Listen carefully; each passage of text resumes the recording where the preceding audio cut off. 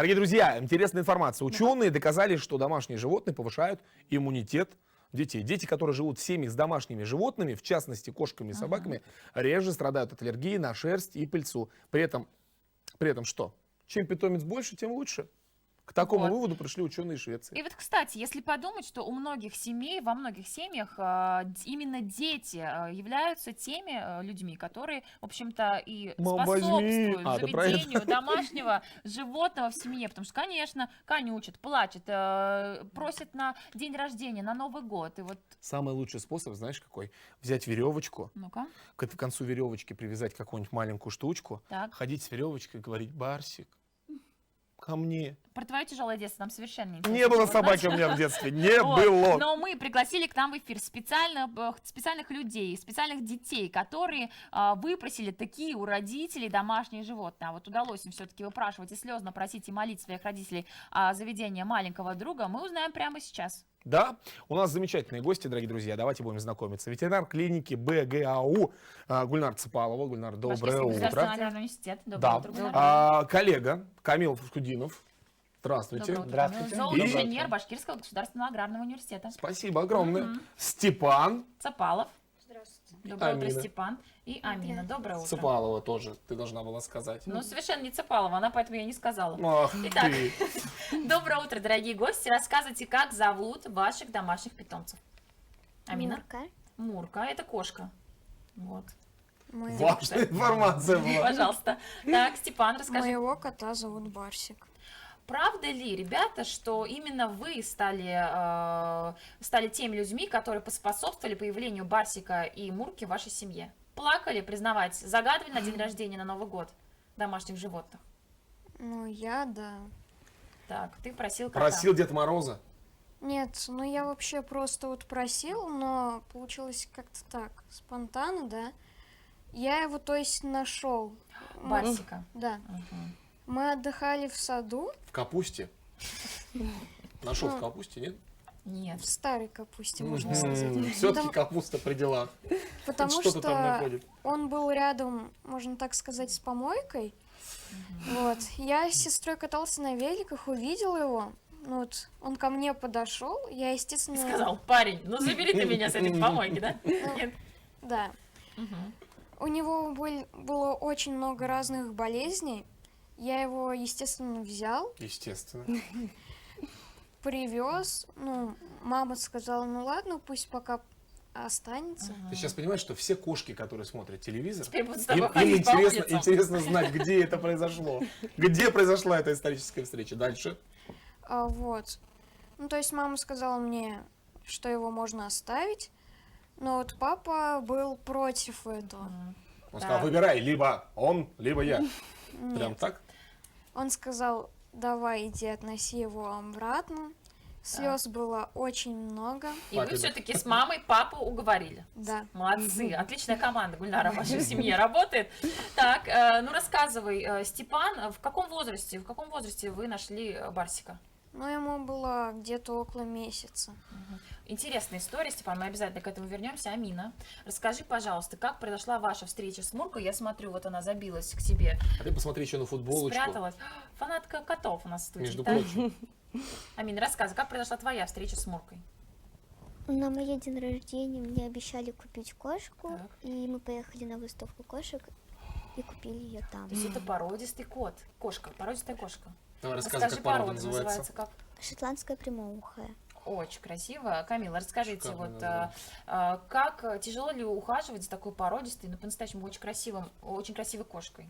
Но породистые кошки, Чем отличается от обычных? Да, они требуют более требовательны к условиям содержания, вот, чем обычные, да, простые дворовые. И, соответственно, уход нужен. То есть другой. Профессиональный, да. То есть они более требовательны в этом отношении, специальное То есть кормление. уже, понимаешь, обычные ванны не купаются. Уже надо в ванну подавать со сливками. Королевского. Да, уход, их регулярно надо вычесывать, кормить только профессиональными кормами.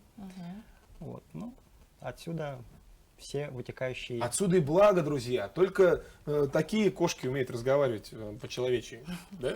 Да, я умею говорить. Динара, расскажите, обманывает нас Руслан Бабаев? Нет, не обманывает. Подождите, я Он же же мысль свой заодно. мысль свою до конца донесу. Действительно, иногда кажется, что кот или кошка, люди знают все, у кого есть обладатели этих замечательных животных, вот подойдут к тебе, смотрят на тебя и такие... Эту историю ты расскажешь нам за кадром, хорошо. Степан, расскажи, пожалуйста, вот для чего кошки нужны детям? Раскройте секрет, потому что мы взрослые ходим по этому свету и даже не подозреваем. Еще раз вопрос сформулирую. Для чего Кошки. домашние животные, кошки, коты нужны детям? Почему вы так хотите их завести в семьях? Ну, они... Ну, это как дети, я не знаю. То есть, Уже да. хочется. Сколько тебе хочется лет, Степан? заботиться. Мне 12. 12. Амин, тебе сколько? Мне 9. 9 лет. Вот для чего вам кошки? Потому что все дети просят. Мой младший брат просил у родителей кота, завели кота. Для чего вам кошки? Потому что убирают за ними кто, как вы думаете? Родители, так? Не всегда, Вопрос. кстати, не всегда. Не всегда, да. Я тоже скажу, что не всегда. То есть вы так, ну давайте разрушать мифы тогда. Ну вот он мне нужен, ну, чтобы утолять одиночество иногда. Нара, обратите внимание, ребенок это одинок. одиночество. Так, то есть И посмотри, как она посмотрела. Барсик он, посмотрел она- с удивлением. Так. Но Одиночество. Ну расскажи, как вы с ним тогда проводите время. вообще он спит, и все. И я сплю рядом. А вот давайте такой миф. Они дерутся все время. Вот Вот, я вам я про это открою хотела секрет, спросить. они постоянно дерутся. Ну, С играют. котом? Да, играют, постоянно играют. Вот Ага. Амин, вот смотри, обычная порода, да, так правильно я понимаю, у Степана? Гульнара? да. Обычная порода, то есть обычный Да. кот. Вот твоя шотландская кошка, как вы с ней проводите время? Для чего тебе вообще нужна кошка была? Ну, я ее Люблю. глажу, играюсь. А когда зимой холодно, я ее на голову вот так. А говорят, что кошки лечат какие-то заболевания. Мы-то со своими советскими, российскими котами все понятно. Ваши, Амина, шотландские коты как-то лечат вас? Ну, когда я болею, она приходит и лежит рядом со мной. Камил, правда есть вот такой целебный, по-настоящему какой-то эффект котов? Как вы считаете? Но я думаю, что это больше миф, но кошки, которые любят своих хозяев, они способны сочувствовать, сострадать, и поэтому, когда человеку плохо, они приходят и находятся рядом, поддерживают. Очень здорово. Нет, почему? Не миф, Камил Динарыч, кошки лечат. Особенно Мне интересно становится эта беседа, так. сфинксы. Специально даже заводят этих кошек люди, которые болеют какими-то тяжелыми хроническими заболеваниями. Да, То есть они кошки- Панацея от всех болезней. Да, вот у них тембр мурлыканья, да, вот он очень благоприятно влияет на человека, вот успокаивающий там, релаксирующий Да. такой эффект имеет. Почему нравится, когда кошки мурлыкают? Вот все прям мурлыкают, слушают. Для человека это очень полезно Эффективно даже. и полезно. У меня вопрос, А есть Амин, еще даже Камиль. кошачий массаж. Есть. Вы слышали Это- о таком? надо- Я ни разу. надо- Кошек я расскажу, как. дрессируют, да, и кошки Ходят, лапками действительно. массируют, да. Для этого на спину выливается валерьянка. Слушайте, оказалось, быстро. я вокруг любителей кошек. И честно признаюсь, не при Барсике им, Марусе, будет сказано это все. Так. Не слышала. Особенно котов. Подожди, Барсик. вопрос у меня. Да, я хочу его задать. Так. Внимание. Амина, вопрос тебе. Котов русских барсиков мы зовем кс-кс-кс. В далеких татарских деревнях котов зовут кыр-кыр-кыр. Как зовут шотландских котов к тебе? Так же. Кыс-кыс-кыс. Да. Шотландский кот российского происхождения. Спасибо вам большое, что вы пришли к нам сегодня, поделились интересным опытом вашей жизни, да? Степан, последний вопрос к тебе. Всех ли котов ты тащишь теперь домой после этого случая, когда ты нашел Барсика? Нет, не всех. Единственное, что я могу сделать, это купить жидкий корм, да, и просто И помочь. дать, да, уличному коту. Нужно ли вообще, вот когда находишь котов на улице, что нужно сделать? Мама тебе, эксперт в этой области, рассказала, как себя вести, когда находишь бездомных котов и кошек, особенно котят. Как им помогать? Есть ли место, куда можно их отвезти? Ну, вообще нужно быть с ними осторожнее, потому что у них могут быть разные болезни.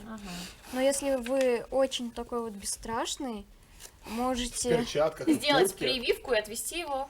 ну да, в клинику какой-нибудь. Например, Башкирского государственного аграрного университета. Отлично получилось. Спасибо вам огромное, что вы пришли к нам сегодня. Наш эксперт в области ветеринарной, врачебной ветеринарной медицины Гульнар Цапал у нас в Человек, который гостях. знает ответы на все вопросы про животных. Вместе с Камилой Фархудиновым, зооинженером Башкирского государственного аграрного университета, с ребятами Степаном Цапаловым и Аминой были у нас в гостях со своими питомцами.